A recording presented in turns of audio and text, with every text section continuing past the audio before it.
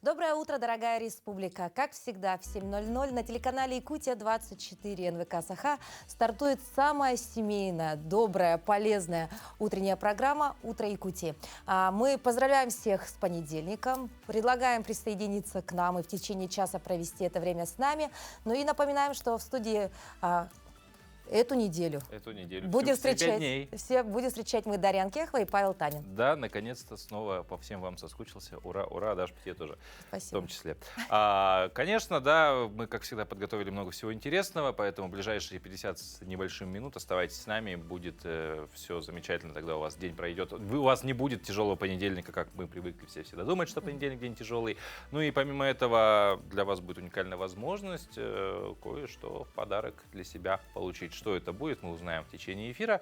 Вот вам небольшой такой, так сказать, крючочек, чтобы вы оставались с нами в это утро и поднимали себе настроение. Да, действительно, Павел, когда говоришь подарок с утра, люди, конечно, обращают на это внимание и таким с более внимательным подходом смотрят нашу программу, потому что действительно, вот когда мы подарим этот подарок, неизвестно. И что это вообще будет? А быть может все что угодно. Такое у нас очень интригующее утро. Ну что ж, давай поговорим о каких-то интересных новостях, которые, возможно, помогут нам проснуться, порассуждать вместе со своими близкими за чашечкой чая. Да, ну вот, кстати говоря, про интригу. Интрига же, она стимулирует подумать, да, что это может быть, какой-то вот интеллектуальный... Мозговую деятельность, да. А тем временем, пока мы спали, ученые заявили, что из-за так называемого клипового мышления человечество, к слову, начинает, наоборот, деградировать. Ученые зафиксировали падение способностей людей к решению простых задач и концентрации. Об этом сообщила газета The Financial Times. Итоги международных исследований показали, что проблемы с вниманием и аналитикой испытывают и подростки, и взрослые. Простые математические задачи не поддаются 25% жителей развитых стран, а среди американцев уровень вырос до 35%. Специалисты объяснили изменения, растущие зависимостью от цифровых технологий и клиповым мышлением. Да, в 2015 году, к слову, случилось резкое увеличение количества 18-летних с трудностями в концентрации. Это связано с тем, что люди вообще в общем целом, да, начали чаще выбирать пассивное потребление информации, скроллинг соцсетей и регулярные уведомления, которые заменили активное и глубокое мышление. Вот, собственно, наверное, применительно здесь сказать, за что боролись, на то и напоролись, потому что, даже по себе, вот если вот сейчас каждый из нас немножко углубится в анализ своей мозговой деятельности, действительно, мы реже начинаем копаться куда-то, мы ждем, когда нам эту информацию на блюдечке принесут, а вот именно поиск информации, способность ее искать, находить, то есть ставить вопросы и искать ответ самостоятельно, очень сильно развивает аналитическое мышление и интеллектуальные способности. Потому что сейчас многие привыкли копипаст делать. Да, то есть проще найти готовую информацию, даже не задумываясь, переписать ее куда-то, вставить, продолжить.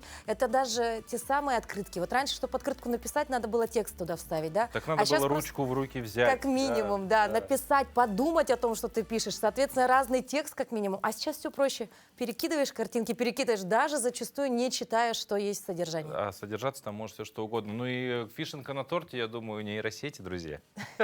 Это как бы уже все, это мы, мне кажется, в один конец уже едем куда-то. Так что старайтесь все-таки ставить какие-то вопросы перед собой, пускай и не глобальные, и пытаться самим искать ответ, используя, пускай тот же интернет, но как бы более осознанно, то есть находя источники, анализируя эти источники, вычитывая эти источники, а не собирая какие-то выжимки. Ну а сейчас давайте проанализируем, какова же погода у нас за окном. Пришла ли весна или нет? В центральных районах температура воздуха на 6 часов утра была на отметке минус 29 градусов. В Заречной группе 38-14 ниже 0. В южных до минус 24, в Вилюйской группе 9-1 градус ниже 0. В Нижнеленских 20-13 градусов мороза, в западных районах 8-1 ниже 0. В Колымендигирской группе улусов до минус 43. В Янских 42-18, на северо-западе 18-5 ниже 0. В Якутске температура воздуха на 6 часов утра была на отметке минус 29 градусов. Атмосферное давление 754 миллиметра ртутного столба. Штиль. Сегодня днем облачно. С прояснениями. Температура воздуха ожидается до минус 13 градусов. Вообще, как бы весна как будто бы не торопится обогреть наш мир, но об этом можно судить по ночным температурам. Тем не менее, мир все равно начинает оживать после прошедшей зимы. Замечали ли вы за собой, что весной вы становитесь наиболее деятельным? Если да, то в этом нет ничего странного, как мы уже сказали, после долгой, если можно так выразиться, спячки, мы перестаем жить в эконом-режиме и принимаемся за дело. Да, ну а чтобы излишняя активность не повредила вашему организму, тело нужно всегда держать, конечно же, в тонусе. А если ваша активность, она предполагает и большое количество движения, то не забывайте разминать свои суставы. Ну а как это сделать правильно, покажет наш спортивный инструктор. Доброе утро, меня зовут Александр, я являюсь фитнес-тренером. Сегодня мы с вами проведем суставную разминку, которая будет полезна как и взрослым, так и детям. Встаем и повторяем за мной. Наклоны вправо-влево, голова. Делаем все по 8 раз. 4, 3, 2, 1. Вперед-назад, вперед-назад, вперед-назад. Хорошо растягиваем шейные позвонки, выполняем суставную разминку без рывков. Все плавно, мы пробуждаем свое тело. 4, 3, 2, 1. Закончили. Далее переходим к плечам. Круговые движения вперед на 8, 7, 6, 5, 4, 3, 2, 1. И в обратную сторону 8, 7, 6, 5, 4, 3, 2, 1. Далее переходим к разогреву тазобедренного сустава. Работаем по точкам: в сторону вперед, в сторону назад, в сторону вперед, в сторону назад. И еще раз. Далее соединяем. 6 повторов вправо и 6 повторов у нас будет влево. 3, 2, 1. Меняем направление. 6, 5, 4, 3, 2, 1. Закончили. Разогреем колени круговыми движениями. Плавно. Все делаем без рывков. 8 в одну сторону. Держим живот в тонусе. Плечевой пояс раскрыт. И меняем направление. Также 8 в другую. 6, 5, 4, 3, 2, 1. Ручки на пояс и разогреем голеностоп. Работаем в одну сторону 8, 4, 3, 2, 1. Меняем направление. 4, 3, 2, 1. Смена ноги, все то же самое. 8, 7, 6, 5, 4, 3, 2, 1. Смена. 6, 5, 4, 3, 2, 1. Вдох и выдох. И будет крайний третий. Вдох и выдох. На этом у меня все. Я желаю вам продуктивного рабочего дня и до новых встреч. Занимайтесь спортом. А на очереди наши коллеги из информационной службы. Им, как всегда, не терпится рассказать о последних новостях, за что мы им благодарны, конечно. Ну а после этого мы вернемся и поговорим о том, какие акты гражданского состояния теперь можно оформить не только в ЗАГСе, но и в МФЦ.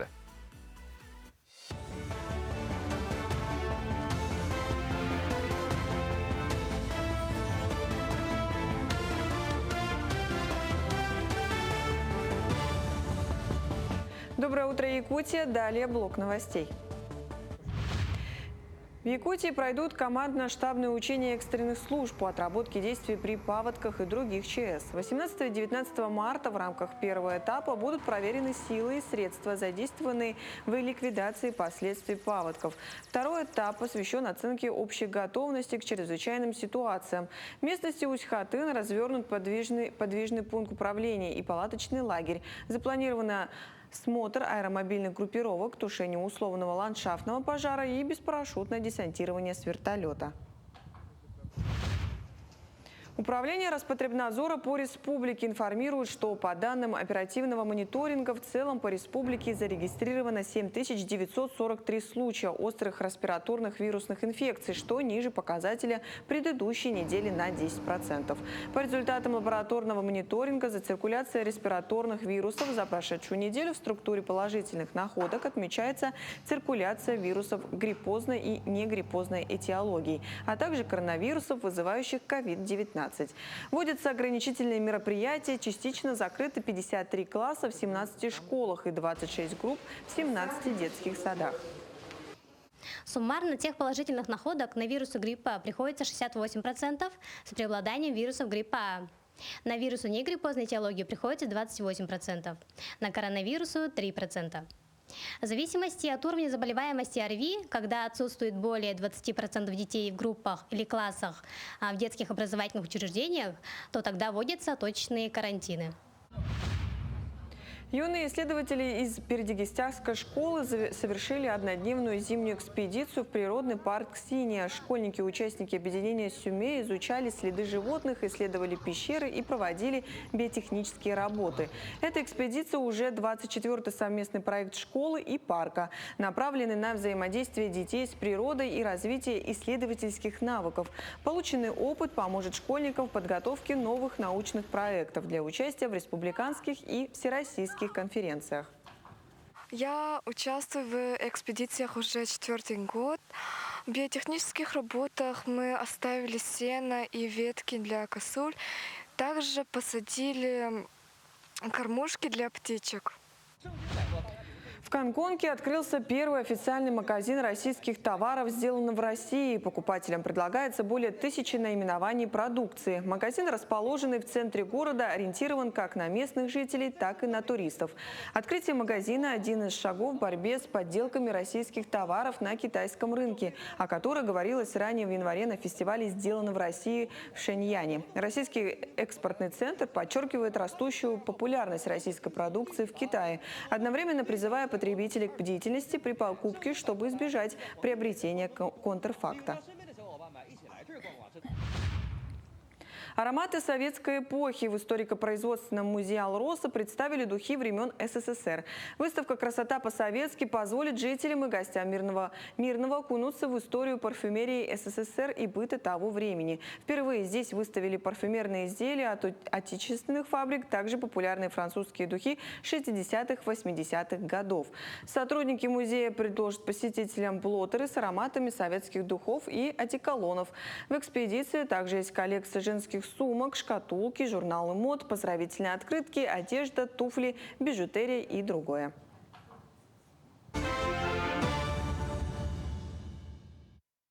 Мы продолжаем наш утренний эфир. С 1 марта 2025 года на МФЦ возложены полномочия по регистрации актов гражданского состояния, таких как рождение и смерть. И сегодня у нас в студии аналитик отдела внедрения и сопровождения услуг Центра «Мои документы» Лилия Ли, которая расскажет нам о том, как проходит данная процедура. Доброе утро. Доброе утро. Ну, собственно, уже первый вопрос озвучен был. Как вообще эта процедура регистрации актов о рождении или о смерти, которые на МФЦ, мои документы сейчас возложены, как это происходит? Начну с того, наверное, что, да, действительно, это для нас новые функции, новые полномочия, потому что ранее в Центре «Мои документы» осуществлялся прием заявлений и документов на регистрацию рождения и смерти. Эти документы наши сотрудники принимали, потом эти документы передавались в орган ЗАГС. Орган ЗАГС регистрировал актовые записи, оформлял свидетельства и уже потом передавал на выдачу в Центр «Мои документы». А сейчас сотрудники МФЦ уполномочены уже предоставлять услуги в полном объеме. То есть с 1 марта текущего года на основании возложенных полномочий по регистрации рождения, за исключением рождения с одновременным установлением отцовства и смерти, наши сотрудники, соответственно, регистрируют актовые записи, оформляют свидетельства и сразу выдают заявителям. Ну и процедура доступна во всех офисах или, может быть, есть исключения? В настоящее время, к сожалению, предоставление услуги в полном объеме доступно не во всех офисах, потому что возложенные полномочия реализуются поэтапно. И первый этап у нас приходится на текущий год, на 2025. И сейчас услуги уже в полном объеме предоставляются в 2 офисах города Якутска, в головном офисе по улице Амосова, 18, в офисе по улице Лермонтова, 123, и также в 9 районных отделениях. Это получается в поселке Соскала Ханабарского района. Также услуги предоставляются в 2 офисах Кобяйского района, поселке Сангары, село Кобяй. Также в Мегино-Кангаласском районе, в поселке Нижний Бестях, в городе Удачный. В Ваймиконском районе тоже в 2 офисах мы организовались. Это поселок Куснера и село Тамтор, и поселок Хандыга Тампонского района, и поселок Усьмая Усьмайского района. Вот в этих офисах мы организовались. И последующие этапы, 2-й и 3-й этап у нас запланированы на период с 2006 по 2029 год. Ну и таким образом мы планируем обхватить все районы республики. Лилия, как мы поняли, вот вы уже рассказали о том, что раньше МФЦ в этой процедуре выполнял такой, такой некий пункт, который все равно доведет до ЗАГСа, потом обратно к вам, то есть такой перевалочный пункт, можно сказать, да? Соответственно, сейчас, если мы делаем это напрямую у вас, то, наверное, сократились сроки. Вот давайте поговорим на эту тему. Да, действительно, сроки сократились.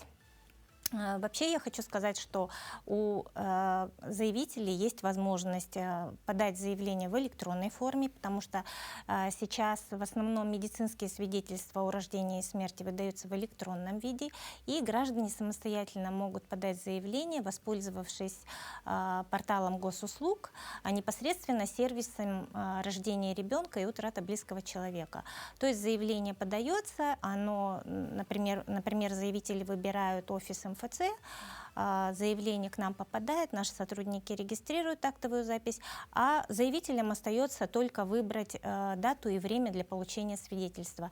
Если же, например, родители приходят лично в МФЦ по живой очереди, услугу они получают в день обращения. То есть подошли и сразу вот зарегистрировали и получили свидетельство. Ну, здорово. Очень удобно. Да, а какова статистика обращений? То есть с 1 марта уже можно. Да. Да, увеличилось ли количество? За первые 2 недели, да, предоставления вот услуг по рождению и смерти в полном объеме нашими сотрудниками составлено порядка 50 уже актовых записей.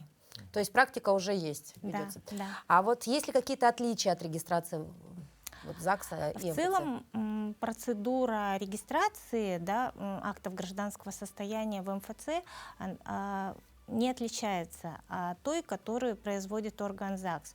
Но в МФЦ, к сожалению, не осуществляется регистрация рождения с одновременным установлением отцовства. То есть это полномочия органа. Если родители, например, не состоят в браке, но хотят зарегистрировать рождение ребенка с одновременным установлением отцовства, то им необходимо будет обратиться в орган ЗАГС. А при этом в таком случае может ли, опять же, Центр «Мои документы» перевалочным пунктом, опять же, выступать? Или это сразу напрямую в ЗАГС? Нет, к сожалению, нужно будет обратиться только в орган ЗАГС. Ну, да. это вот один исключительно.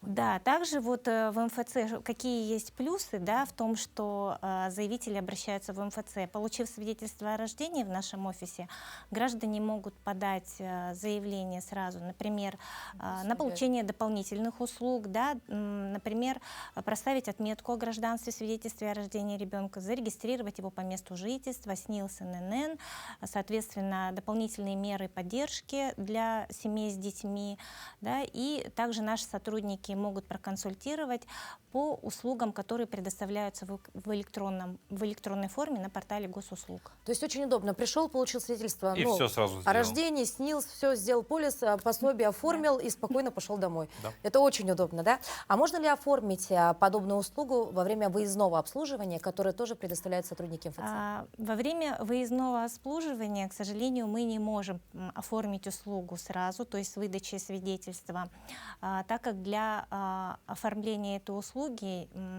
используется программно-аппаратный комплекс с доступом в единый государственный реестр записи актов гражданского состояния. Но наш сотрудник может принять заявление в бумажном виде и по приезду в офис обработать его, зарегистрировать актовую запись, оформить свидетельство о рождении и при следующем выезде в этот населенный пункт уже выдать свидетельство.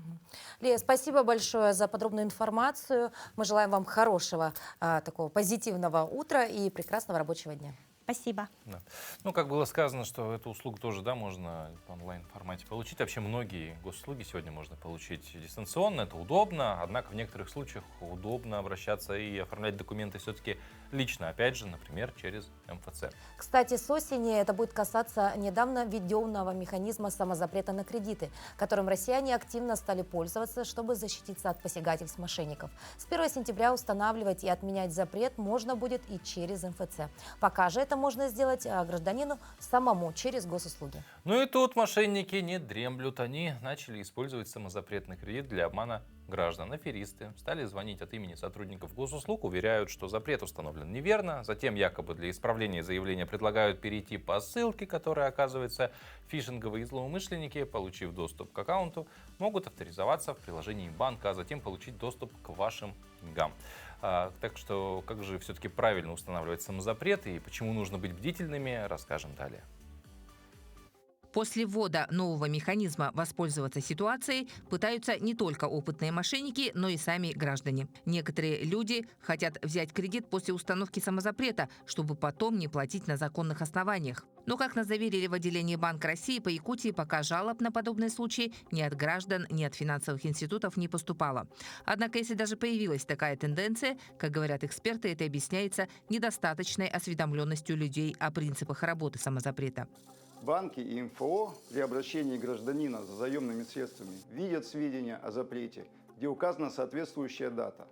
И если кредитор в сведениях о запрете получил информацию о том, что запрет уже действует, то обязан отказать в выдаче кредита. Если такой информации в полученных сведениях не было, то кредитор сможет выдать кредит и впоследствии требовать его погашения. При этом каждая конкретная ситуация должна рассматриваться с учетом обстоятельств ее возникновения. В случае невозможности решения ситуации сторонами договора, ее разрешение может быть осуществлено в судебном порядке. Многих также волнует вопрос, будет ли работать рассрочка на маркетплейсах, если установить функцию самозапрета. Если рассрочка на маркетплейсе оформлена не как кредит либо заем, то рассрочка будет работать. Но сейчас часто под термином рассрочка прячется именно заем или кредит. Если это так, то будет действовать самозапрет. Нужно смотреть договор, кто представляет деньги и в каком виде. А можно ли увеличивать лимит по действующим кредитным картам при оформленном самозапрете? Увеличивать лимит по действующим кредитным картам при оформлении самозапрета можно, если это делается без дополнительного соглашения к договору, то есть в рамках действующих условий по договору. Многих интересует, зачем предлагается 4 вида подписи при установлении самозапрета, если достаточно простой электронной подписи. 4 вида подписи предусмотрены действующим законодательством. Мы это право не ограничиваем, кому как удобно. Подать заявку на снятие запрета можно в любой момент, но отмена ограничений активируется через день после внесения в состав кредитной истории соответствующей информации. Такая пауза дает возможность еще раз все обдумать. Это особенно важно, если человек снимает запрет под давлением мошенников. С 1 сентября устанавливать и отменять запрет можно будет еще и через МФЦ. Самозапрет на кредит – это, конечно, новшество, которое должно защитить нас от посягательств мошенников. Хорошо, что законы вообще совершенствуются. Главное, чтобы они эффективно работали. Да, кстати, ряд изменений в трудовом законодательстве вступил в силу с этого месяца. Какие именно, узнаем у нашего юриста. Доброе утро. Если перечислить кратко изменения, которые вступили в силу с 1 марта, то можно указать следующее. Изменился перечень противоречий для отдельных видов работ. Обновлен порядок проведения аттестации работников железнодорожного транспорта. Вступили в силу новые требования к аптечке первой помощи для работников. Обновились сроки уведомления о кадровых изменениях в финкомпаниях. Заработали изменения в Трудовой кодекс о наставничестве. Вступили в силу поправки о компенсации при увольнении неиспользованных отгулов. Начали действовать новшества борьбы с задержками заработной платы. Заработали поправки с гарантиями для контрактников. Сегодня подробнее остановимся на поправках о компенсации при увольнении неиспользованных отгулов. В законе закреплена обязанность работодателя выплачивать при увольнении компенсацию за неиспользование дней отдыха, за работу в выходные и праздники. Специалист должен получить разницу между повышенной и уже начисленной оплатой. Речь идет обо всех использованных в период трудовой деятельности у конкретного работодателя отгулах. Уточнено также, что взять день отдыха работник вправе в течение года с даты выполнения обязанностей в выходной или праздник. Сотрудник также может присоединить отгул к отпуску в этом периоде. Знайте свои права. Даша, в это утро хочу пожелать тебе: будь счастлива. Взаимно. Автоматически хочется сказать: и ты будь счастлив. И вам, наши телезрители, мы тоже хотим сказать: Да, будьте счастливы. Ну а в целом, с чего вообще такие любезности, подумаете вы? Мы ответим. Каждый третий понедельник марта во всем мире отмечают День «Будьте счастливы». С момента его создания, к слову, прошло больше 20 лет, а придумал его доктор Дейл Андерсон. Он верил, что простое притворство счастливым, даже когда человек этого не чувствует, может привести к позитивным изменениям в жизни. Люди празднуют этот день, делая все, что помогает им хорошо посмеяться. Мероприятия могут быть любыми. От просмотра фильмов, специальных комедийных программ до просто посиделок с близкими друзьями, которые всегда поднимают настроение. В общем, наше счастье в наших руках. Да, и, наверное, по-другому никак. Ну а далее узнаем, какими еще памятными событиями знаменателен сегодняшний день. На календаре 17 марта. По народному календарю Герасим Грачевник. На Руси в день Герасима прилетали с юга грачи. Считалось, что если грачи, прилетев сразу, принимаются за починку своих гнезд, то весна будет скорой и дружной. А вот если птицы, посидев на гнездах непродолжительное время, снова взлетают, холода продержатся еще несколько дней. Это день в истории. В 1816 году пароход «Элиза» стал первым пароходом, пересекшим Ла-Манш. В 1861 году в этот день обнародован манифест Александра II об отмене крепостного права. В этом же году, 17 марта, завершилось объединение Италии в единое государство. В 1941 году, 17 марта, в Вашингтоне открылась Национальная художественная галерея. В 1950 году получен новый радиоактивный химический элемент Калифорнии. В 1991 году в этот день состоялся всесоюзный референдум о сохранении Советского Союза. В этот день родились Готлиб Даймлер, немецкий инженер, конструктор и промышленник; Генри Тейлор, британский пловец, трехкратный олимпийский чемпион; Борис Полевой, советский журналист, писатель, прозаик; Рудольф Нуриев, советский британский артист балета, танцовщик, балетмейстер; Дмитрий Астрахан, советский российский режиссер, актер, заслуженный деятель искусств России. Именины сегодня отмечают Александр, Василий, Вячеслав, Георгий, Герасим, Григорий, Данил, Павел, Ульяна и Яков.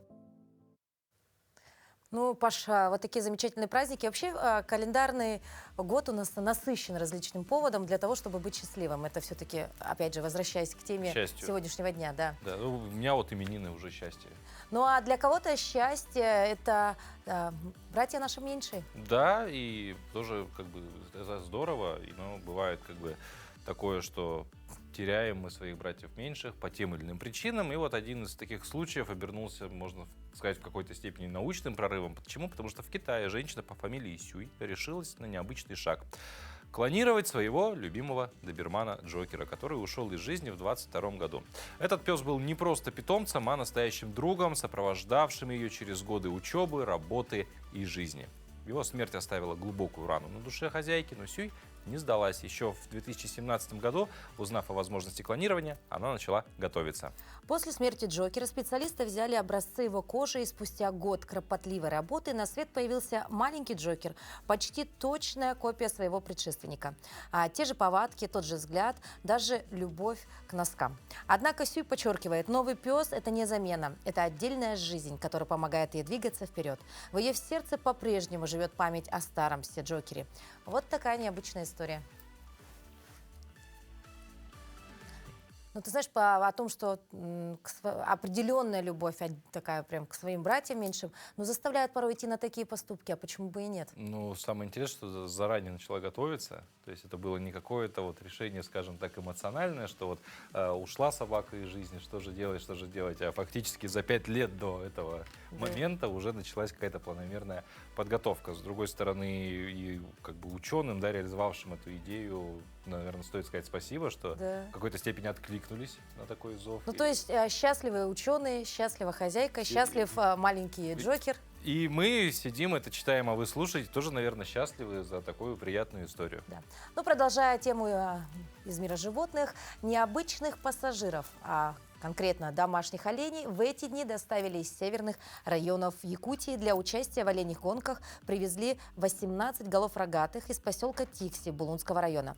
А в пятницу доставили их собратьев уже из села Сакырыр Ивано-Бутантайского района. Ну, а самое интересное, что доставляли их на самолете, перевозили их на грузовом воздушном судне Ан-26. Самолет этот известен своей способностью выполнять рейсы в сложных климатических условиях, и поэтому стал идеальным выбором для транспортировки оленей. Специалисты компании-перевозчика тщательно подготовили все необходимые условия для комфортного и безопасного перелета животных. Салон был застелен непромокаемой тканью, посыпан опилками, установлено временное заграждение. Как утверждают авиаторы, полет прошел в штатном режиме. А сейчас олени после перелета проходят акклиматизацию, чтобы уже совсем скоро принять участие в традиционных оленьих гонках и в конкурсе на лучшую оленью упряжку. Напомним, что уже завтра в Якутске начнет свою работу 4-й съезд оленеводов. Ну, это, кстати, не только возможность обмена опытом и знаниями, но и важное событие для сохранения традиции оленеводства, которое имеет глубокие корни в культуре коренных народов Севера. Интересные кадры. Ты видел, как они так все спокойненько стоят?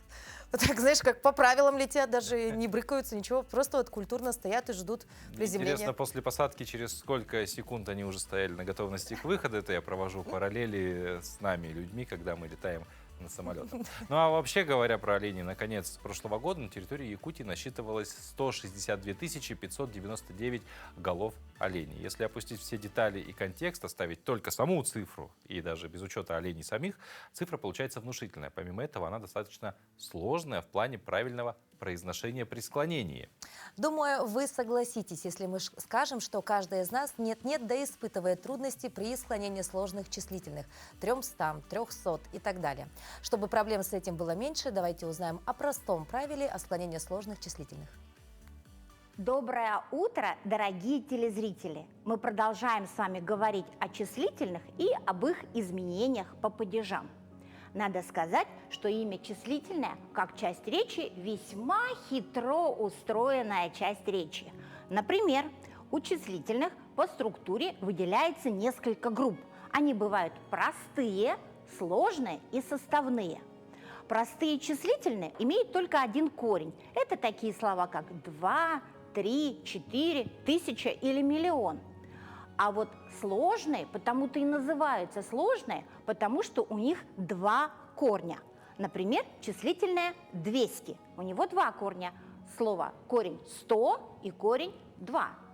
И когда мы изменяем такие сложные числительные, нужно изменять оба корня. Например, нет чего 2, нет чего 100, а все вместе 200.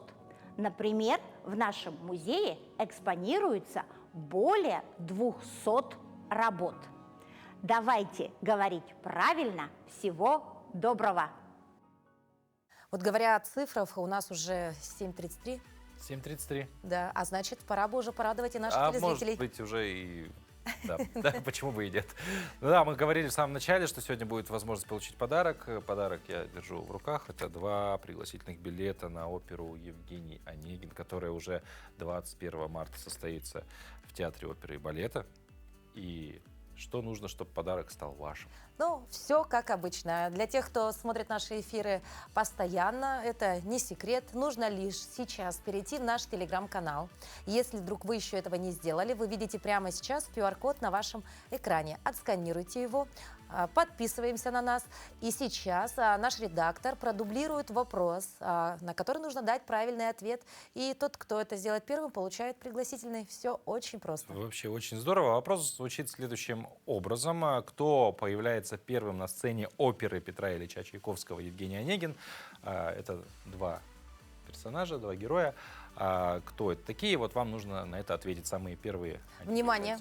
Их надо ответить именно двое. Да. Ни одного. Ни одного. Надо перечислить два героя, и тогда вы получите уникальную возможность посетить оперу Евгений Онегин. Да. Ну а если вы опере предпочитаете более активный отдых, то как бы весна дарит нам как раз-таки новые возможности этого активного отдыха. И, вероятно, самые распространенные — это, конечно же, катание на коньках, тем более, что ежегодно на водоемах Якутска открывается несколько уличных катков. И вот о том, как на катке провести время хорошо и безопасно, расскажет Катерина Винокурова. Катки давно открылись. В столице под них почти на каждом озере расчищены площадки. И уж сколько на них лихачей. И тех, кто толком стоять на коньках не умеет, тоже не сосчитать. На катке необходимо придерживаться техники безопасности. Как зашнуровать коньки, соответствующе одеться и правильно падать. Об этом расскажет Катя Занина. Она не просто фигуристка, а кандидат в мастера спорта. Надели мы коньки, да? Да. Как правильно шнуровать? Первое, что нужно сделать, полностью расшнуровать шнуровку, вытянуть язычок, так называемый. Удобно уместить стопу в коньке и уместить под конек этот язычок обратно. Далее завязываем шнурки. Туго, слабо. Эту часть нужно прям туго затягивать, максимально как хватит сил. То есть там, где носочек, да? Да. Так, то есть нужна только сила. Слишком сильно шнурки лучше не затягивать. Велика вероятность, что ноги быстро замерзнут. А холод и обморожение – опасность номер один на катке. Как придерживаться техники безопасности на льду?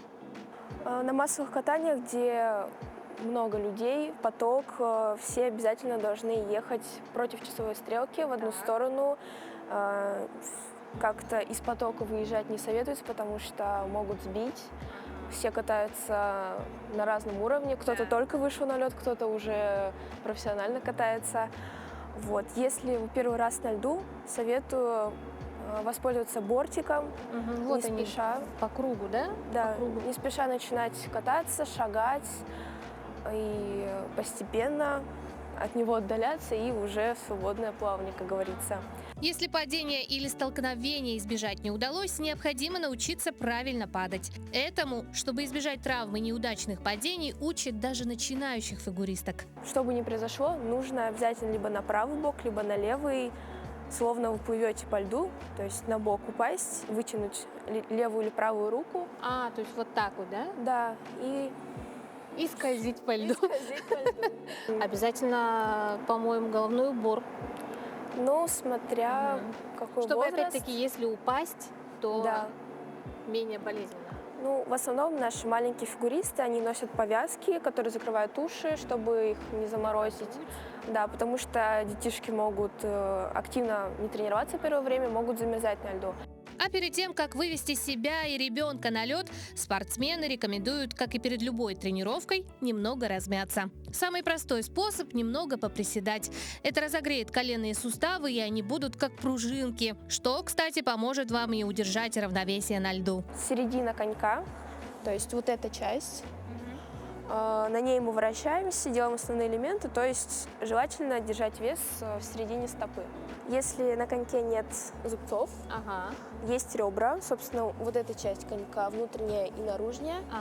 Мы встаем, вытягиваем руки, либо на пояс и спокойно из третьей позиции делаем толчок. Толчок. Либо вытягиваем. И потихоньку едем. То есть можно держать прямо руки так, да? Да, так Когда как-то едешь. равновесие. Еще бы никто не мешал. Главный совет новичкам – контролировать обстановку и держаться ближе к бортику. А еще под одежду можно надеть защиту для роликов. Она тонкая, и никто ее не увидит. Ну что, А теперь вперед в весенний сезон без травм и с хорошим настроением. С кандидатами в мастера спорта намного удобнее кататься. Катерина Винокурова, Семен Семенов, Якутск. Ну а с сегодняшнего дня в Якутске стартует молодежный фестиваль «Мусу Стар». И в рамках фестиваля особое место занимает республиканский конкурс молодых исполнителей-хомусистов «Хамус Литкиме-2025». Это не просто состязание талантов, это настоящий диалог культур, где каждый звук хамуса рассказывает историю земли, народа и души. И сегодня у нас в гостях организатор конкурса, заведующая экспозиционно-выставочным отделом музея хамуса Туяра Анатольевна Жиркова и хедлайнер конкурса, гостья из Бурятии, музыкант, певица и композитор Арюн Гуа. Доброе утро. Доброе утро. Ну, первый вопрос, конечно, Туяр, про конкурс сам расскажите. Ну, конкурс проводится 5-й раз, фестиваль сам тоже 5-й раз проводится.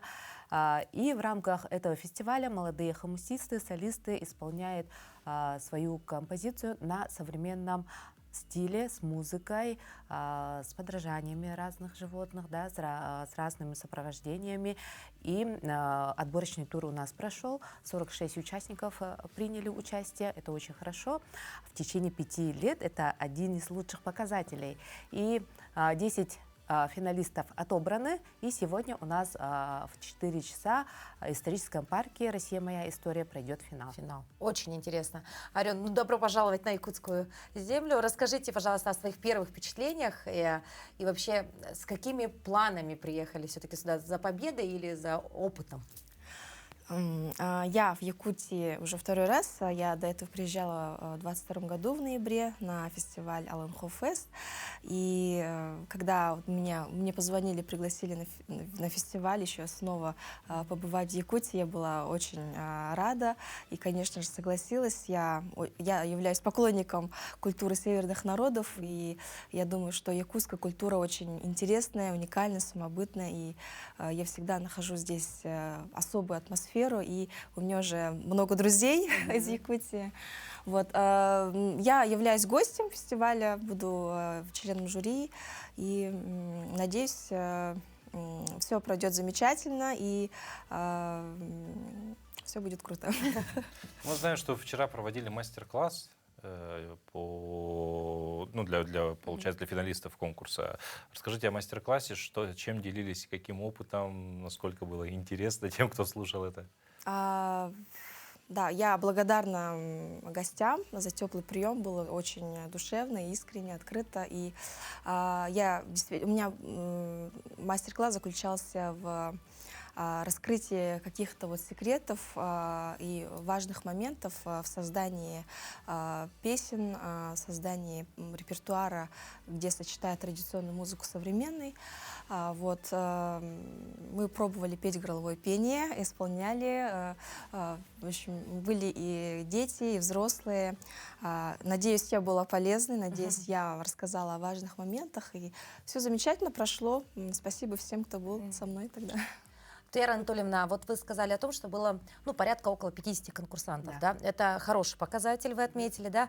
А были ли какие-то открытия такие необычные, может быть, техники исполнения на хамусе? Может быть, такие, знаете, какая-то прям яркая звезда появилась на этом небосклоне? В этом, ежегодно, да, принимают участие. И в этом году было условие то, что профессиональные хамусисты, которые уже на сцене всегда играют как артисты, не принимали участие в этом году, поэтому все приняли в основном новички. Поэтому будем открывать новые имена.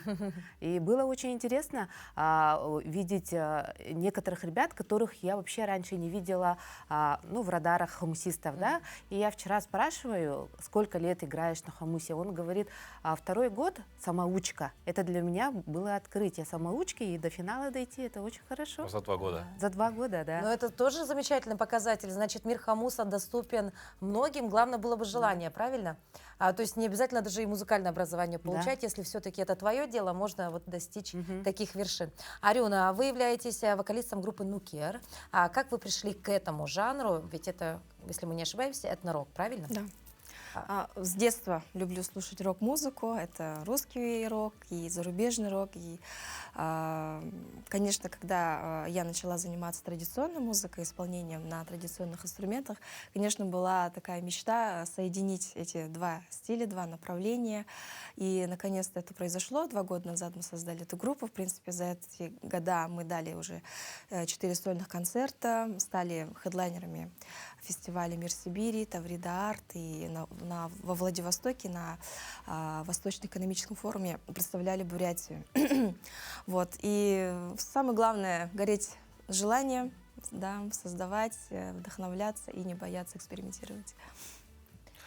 Ну да, как бы на этом, наверное, все творчество, в принципе, во всем мире строится, Да. что да, люди не боятся экспериментировать, и так что-то новое и рождается. Арен, мы не можем вас отпустить без исполнения, потому что телезрители, многие сейчас, наверное, хотят уже познать ваше творчество. Хорошо. Ну, для зрителей сыграю что-то более веселое, танцевальное. Это отрывок из Йохарной песни, это хороводная песня. Йохар.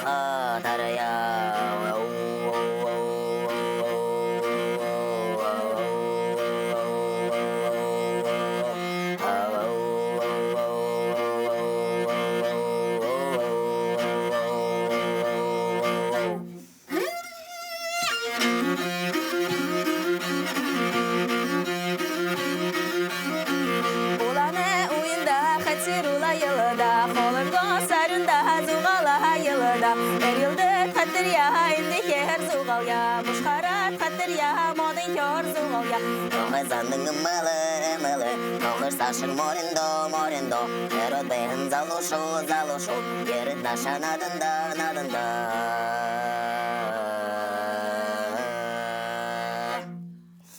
Спасибо большое. Это уникально, да, вот когда такая маленькая, хрупкая, да, а как заиграл инструмент необычный. Я в самом начале подумал, кто-то в студию еще зашел. Я тоже, я не ожидала, это было что-то невероятное. И действительно, вот эта динамика, мурашки по телу, это ваше творчество. Спасибо вам большое.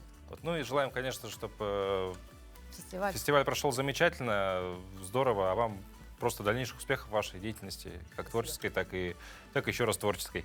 Спасибо. Спасибо вам. Ну а мы тем временем передаем слово нашим коллегам из новостного отдела.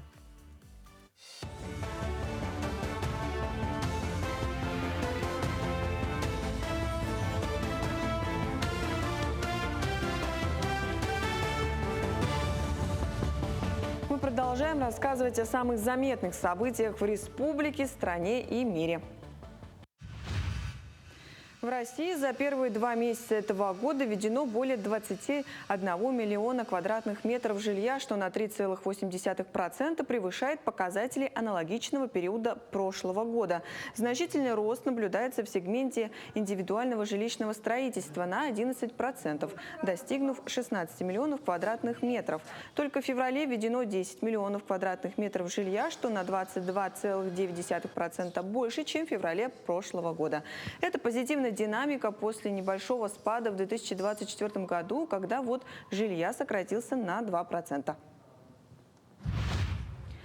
Якутск демонстрирует положительную динамику в борьбе с безработицей. Как сообщила руководитель Якутского кадрового центра Мария Слепцова, уровень безработицы в городе снизился на 39% по сравнению с прошлым годом.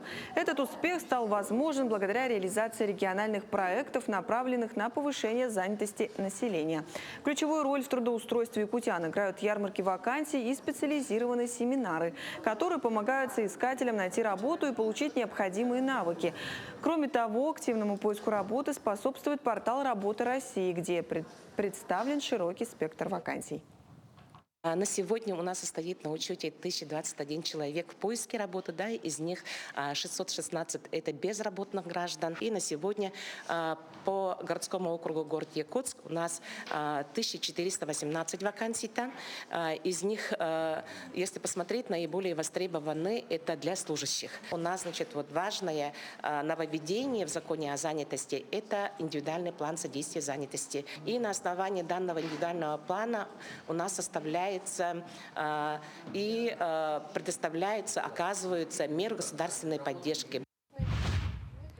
Для желающих попробовать себя в профессии водителя автобуса прошел профориентационный тур по территории МУП «Япак». Участниками экскурсии стали студенты профильных направлений и соискатели, состоящие на учете Центра занятости населения.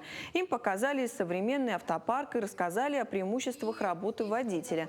Так, на права категории «Д», необходимые для управления автобусом, обучают бесплатно. Зарплата очень даже хорошая, и это подтвердили, когда нас экскурсию вели. И у них транспорт хороший, автобусы, они новые поколения. Старых очень даже мало остались, даже по дороге видно. Они теплые, удобные, просторные. И для водителей тоже удобство очень даже хорошее. Ну, думаю, устроить сюда. В Якутске прошел 6-й турнир по хапсагаю среди спасателей и спортсменов. Госкомитет по обеспечению безопасности жизни и деятельности населения республики собрал 393 участника, разделенных на 2 группы. Представители подведомственных организаций МЧС, спасательные службы, авиалесохрана, а также студенты и профессиональные спортсмены. Среди борцов 84 мастера спорта по хапсагаю. Турнир призван пропагандировать здоровый образ жизни и повышать престиж профессии спасателя и пожарного. Целью данного мероприятия является, во-первых, поддержание физической подготовки наших сотрудников, пожарных, спасателей, сотрудников МЧС. А во-вторых, это популяризация национального вида спорта хапсагай. Ну и этот турнир мы в этом году посвящаем 80-летию Великой Победы. На этом все. Хорошего дня и оставайтесь на нашем телеканале. Завершим мы сегодняшний эфир традиционным понедельничным действием. Это астрологический прогноз на всю неделю.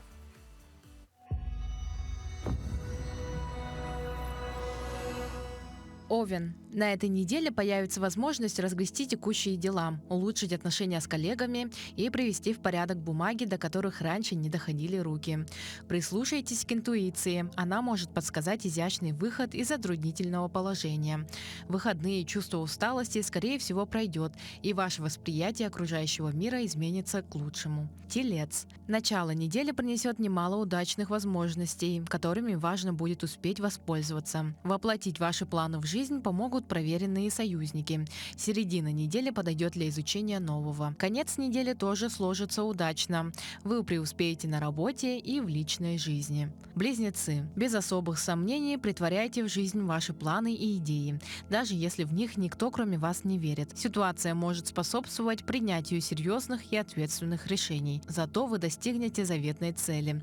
Вам понадобятся такие качества, как решительность и активность. В выходные нужны новые впечатления. Желательно куда-нибудь съездить или устроить свидание. Рак. У раков есть хорошее качество. Свои недостатки превращать в преимущества. Воспользуйтесь этой способностью. Эту неделю можно провести под девизом совмещения приятного с полезным. Одарите близких новой идеей, но постарайтесь сделать это незаметно. Не забывайте выполнять свои обещания. Благоприятные дни – четверг и пятница. Лев. Рациональность и умение сбалансировать свои эмоции позволят вам раскрыть свой потенциал.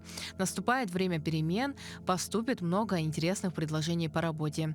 Только не стоит спешить с принятием окончательного решения. В таком изобилии заманчивых перспектив не мудрено упустить нечто важное. В субботу вас порадуют представители противоположного пола. Дева. Ваша активность не должна переходить в воинственность. Она сыграет позитивную роль в деле стабилизации материального положения, но это не повод, чтобы затевать конфликты с коллегами. Когда в среду вас попытаются соблазнить грандиозными проектами, не постесняйтесь задавать вопросы, чтобы уточнить детали.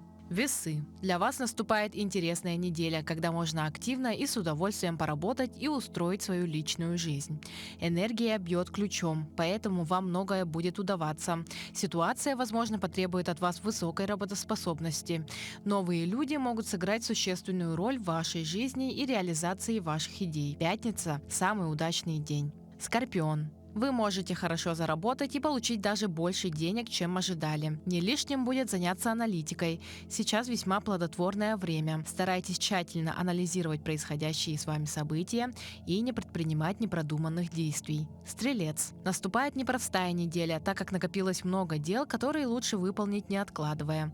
В начале недели конкуренты или коллеги могут выставить вас в невыгодном свете, но все быстро встанет на свои места.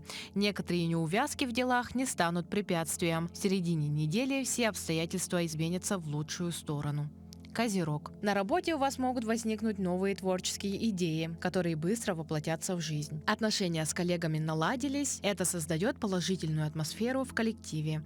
Внезапное знакомство обещает стать началом страстного романа. Водолей. Эта неделя может принести новый эмоциональный всплеск, энергию, здоровье и успех. В среду любое дело будет удаваться, и каждая ваша мечта может осуществиться. А в выходные у вас может появиться непреодолимое желание сменить круг общения.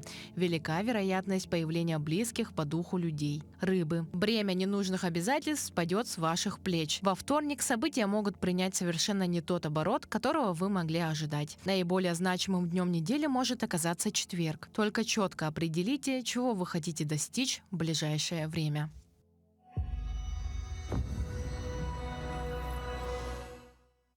Таким было утро понедельника. Мы, как всегда, желаем всем прекрасного настроения, хорошего рабочего дня, ну и замечательного, теплого, уютного вечера со своими близкими. До встречи завтра.